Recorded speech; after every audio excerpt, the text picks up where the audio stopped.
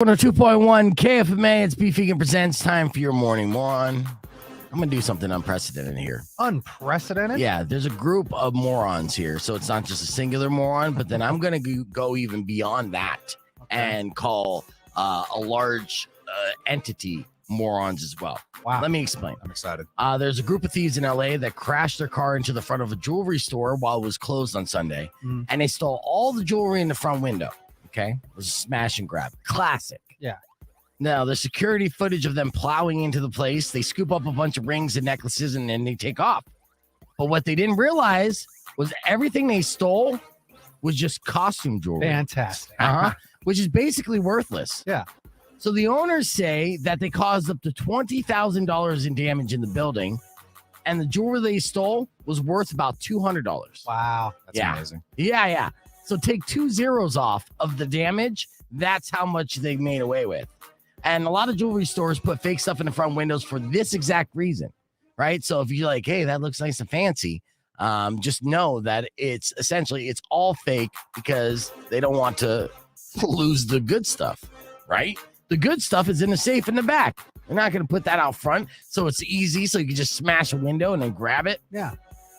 Anyways, luckily, it sounds like their insurance should cover the damages, and cops are looking for the idiots who did it, which shouldn't be hard because they drove their car into the vehicle, and there's security footage, so they're going to be able to not only get the description of the assailants, but they're also going to be able to get the license plate, VIN, all that stuff. We're living in a Big Brother age.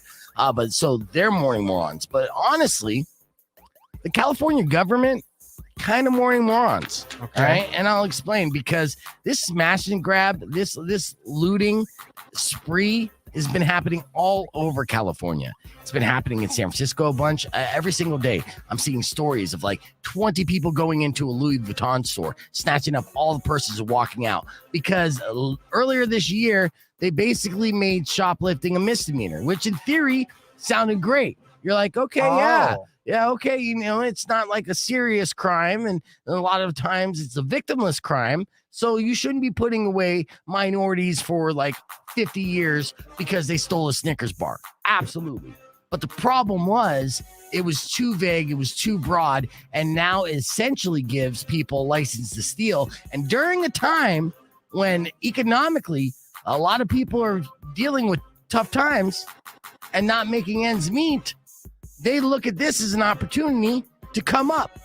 And now it's also evolved into little mafia rings. Like flash mob style, like smash and grabs, where it's like they all get together online and it's like this day, this time, meet up. 100%. And a couple right off the top of my head, I mentioned the Louis Vuitton store in San Francisco. This has been happening to dispensaries. Dispensaries are a cash-only business, and this is a very easy grab. And there's dispensary owners in California saying that it was safer to sell weed on the streets than it is to do it legally and operate a business front. And I agree with that. So these things are happening all over California, and they need to fix this bill fast, because at the end of the day, you're not going to have any businesses that are going to want to be open if they have anything of value within their storefront. And this is only going to benefit the Amazons out there.